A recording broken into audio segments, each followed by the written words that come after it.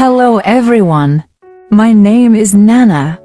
I'm 80 years old. I was born in a small village in Africa, surrounded by red earth, tall palm trees, and the songs of birds that seemed to praise God every morning. My life was simple, yet I always believed God had a special plan for me. Little did I know that His plan would unfold in a way that would leave people talking for generations. Today, I want to share with you my story, one of faith, hope, and the miraculous power of God. When I was a young girl, I had dreams like everyone else. I dreamed of being a mother, holding my own child, and teaching them the songs and stories of our ancestors. But as the years went by, and I reached my 20s, then my 30s, and even my 40s,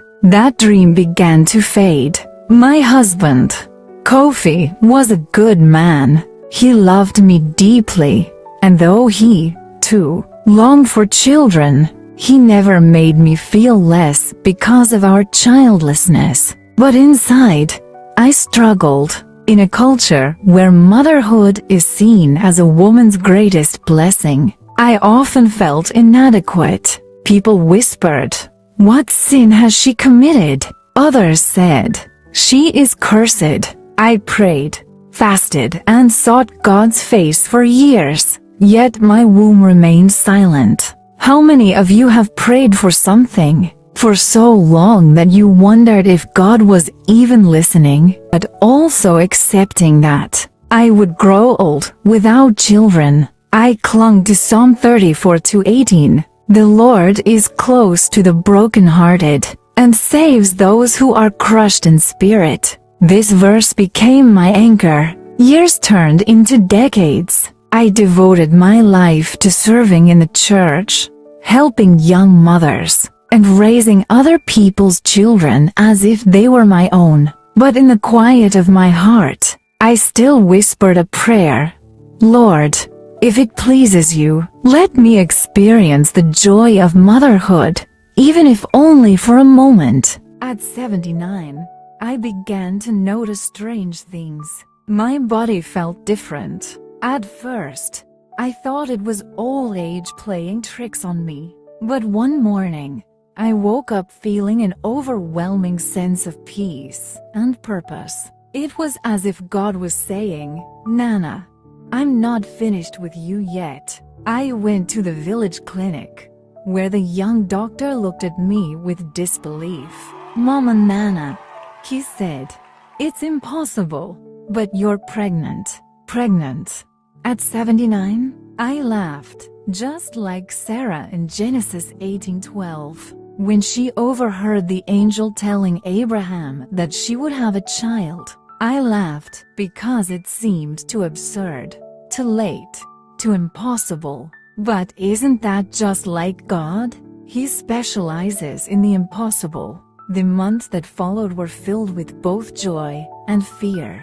My story spread across the village, then the entire region. Some praised God for His miracle, while others doubted and mocked. "It's not possible," they said.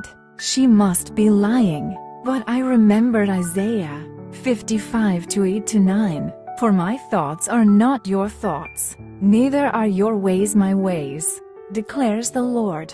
On the 25th of December, at exactly 3 a.m., I gave birth to a healthy baby boy. It was the most profound moment of my life. Holding him in my arms, I wept tears of gratitude and awe. I named him Emmanuel, meaning God with us, because his very existence was a testament to God's presence and power. Raising a child at 80 is no easy task, but every morning, as I watch Emmanuel laugh and play, I'm reminded of God's goodness. He is my strength. When people ask me, "Nana, how do you do it?" I tell them, "It's not me, it's God. His grace is sufficient." My story is not just about an old woman giving birth. It's about the faithfulness of God.